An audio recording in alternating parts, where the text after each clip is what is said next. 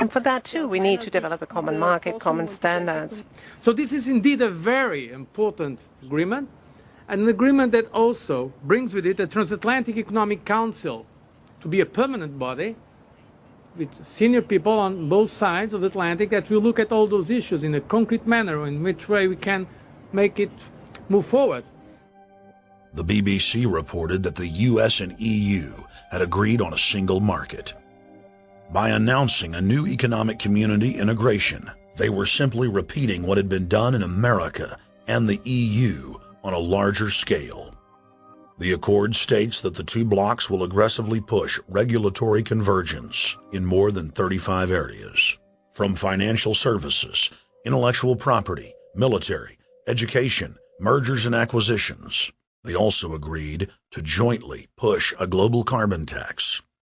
We recognize that we have a problem with greenhouse gases. We agree there is a global threat, it's a serious threat.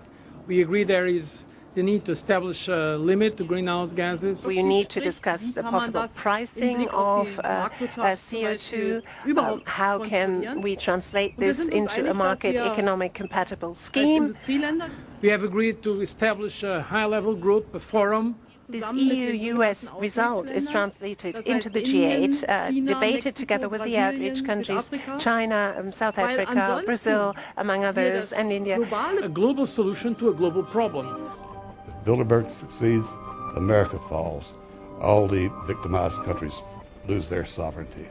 Bilderberg is not a person, it's not an idea, it's an ideal, a very powerful group of people working together and for the positions of ultimate and absolute power, destroying every constitution on earth, no matter how powerful the constitution of the nation is. That's what these people do. The African Union arose out of the African Economic Community, set up in the early 1980s. The African Union is financed by a consortium of international bodies, governments, and corporations.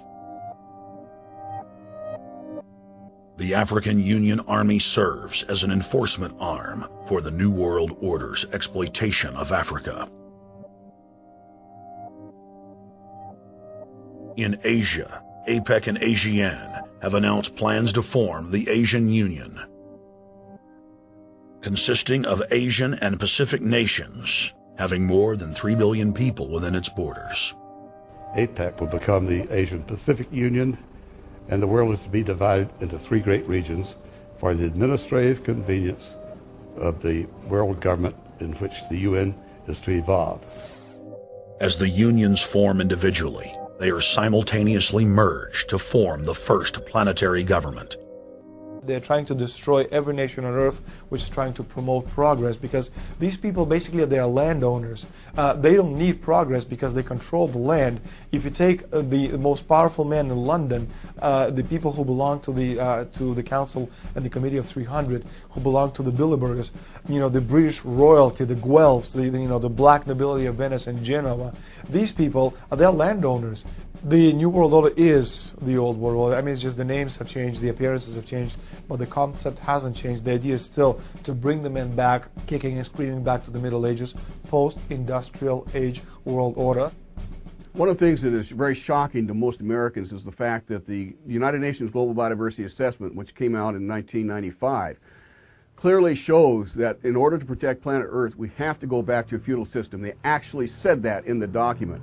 To craft a modern feudal society, the globalists are implementing a standardized North American Union ID card to track, trace, and control their serfs as they travel throughout the 3 regions of the NAU.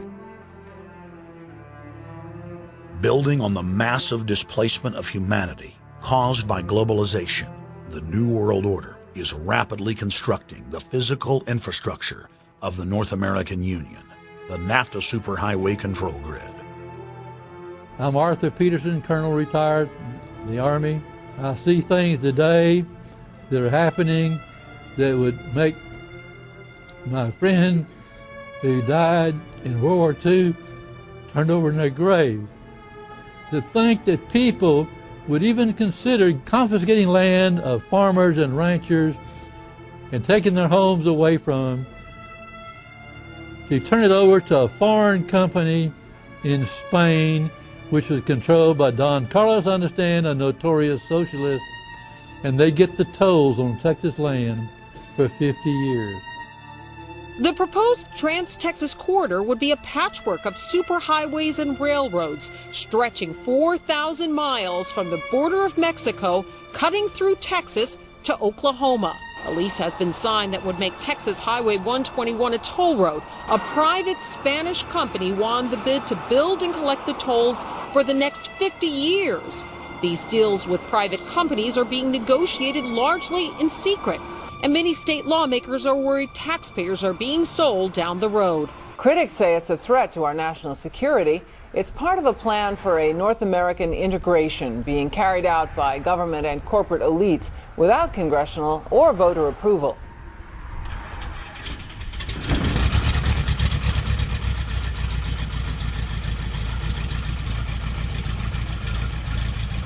We took to the air over central Texas to get a bird's-eye view of the Trans-Texas Corridor, which is under construction and will form the heart of the Trans-NAFTA superhighway system.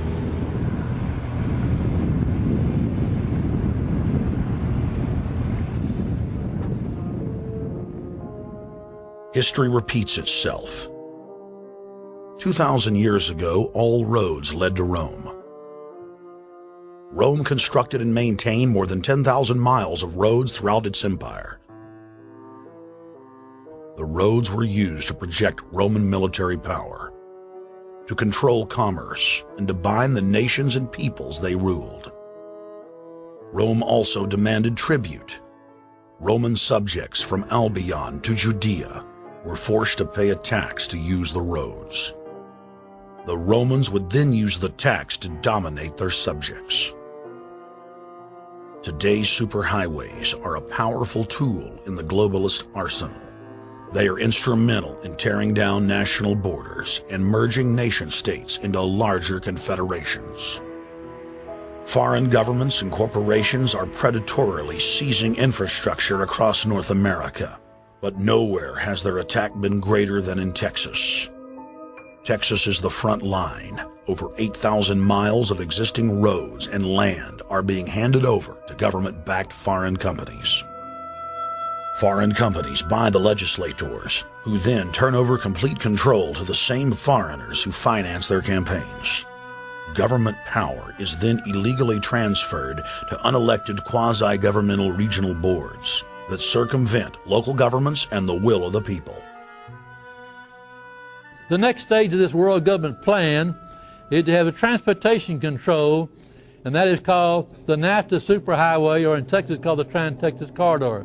It confiscates 584,000 acres of land to be transferred into control of a Spanish company which will collect tolls in Texas for the next 50 years, and there's no limit in the amount of tolls that can be collected. More than 80 federal and state highways have been designated as international arteries. The I-35 NAFTA corridor starts deep inside Mexico and travels through the middle of the United States and ends in central Canada. Container ships from Asia dump their cargo on the Pacific side of Mexico. It then travels duty-free by rail to the new Kansas City inland port, now considered sovereign soil of Mexico, in the heart of the United States.